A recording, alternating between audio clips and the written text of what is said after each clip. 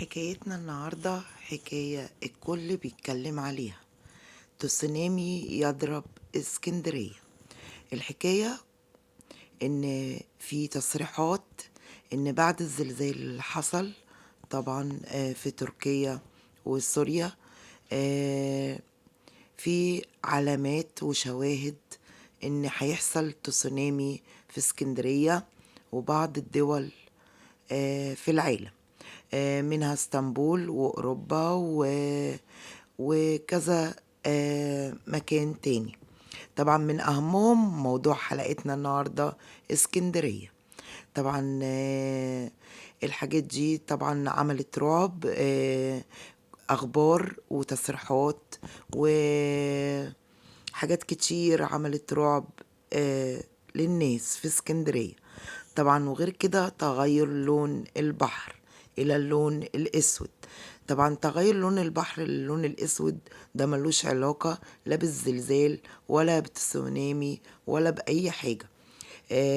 البحر بيتغير لونه بتقلب الرملة بتتقلب مع الرياح ومع طبعا الجو السيء، فبتغير لون البحر. أما موضوع تسونامي موضوع بقى يهدد جميع الناس، بقى رعب كمان بالذات أهل اسكندرية بالذات، لأن الكلام كله على اسكندرية. طبعا اسكندرية حصل فيها تسونامي مرتين على مدار التاريخ، بين كل مرة ومرة كان 1000 سنة. المرة دي اقتربت 1000 سنة. في شاهد من شواهد ان هيحصل تسونامي في اسكندرية. طبعا احنا كأهل اسكندرية سلمنا امرنا لله، وكل حاجة بإيد ربنا. بس في رعب، طبعا في رعب بين أهالي اسكندرية بالذات، كمان اللي بيسكنوا على ساحل البحر وعلى شواطئ البحر.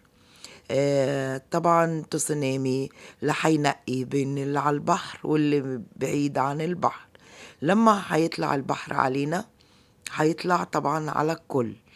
طبعا في رعب وفي قلق وربنا يستر. تصريحات كتير ومش عارفين نصدق مين ولا نكذب مين، لكن لغاية دلوقتي مفيش أي حاجات مؤكدة، لكن هم بيرصدوا وبيقولوا في علامات، وربنا طبعا هو الأعلم.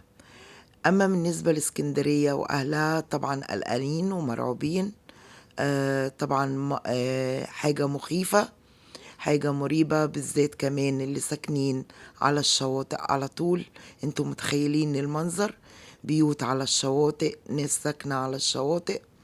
اسكندرية مدينة ساحلية زي ما احنا كلنا عارفين، وهي طبعا لو حصل طبعا تسونامي في اسكندرية، أول من هيتضرر البيوت اللي على الشواطئ على طول. وطبعا ربنا يستر، كله زعلان كله خايف، وبنقول يا رب استرها زي ما احنا شايفين.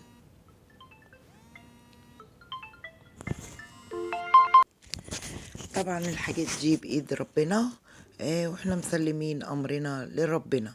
لو هو كاتب لنا حاجة خلاص مفيش حاجة هتمنع، كله بإيد ربنا. يعني الزلزال اللي حصل في سوريا وتركيا ده كان ناس قاعدة والناس نايمة وكانوا مسلمين أمرهم لربنا، وحصل اللي حصل طبعا وماتوا شهداء، وده كان أمر الله محدش ليه دخل فيه. فإحنا بنقول لا يصيبنا إلا ما كتب الله لنا، وربنا موجود ويسترها معانا إن شاء الله. وده موضوع طبعا تسونامي اسكندرية وموضوع القلق والناس قلقانة من ايه.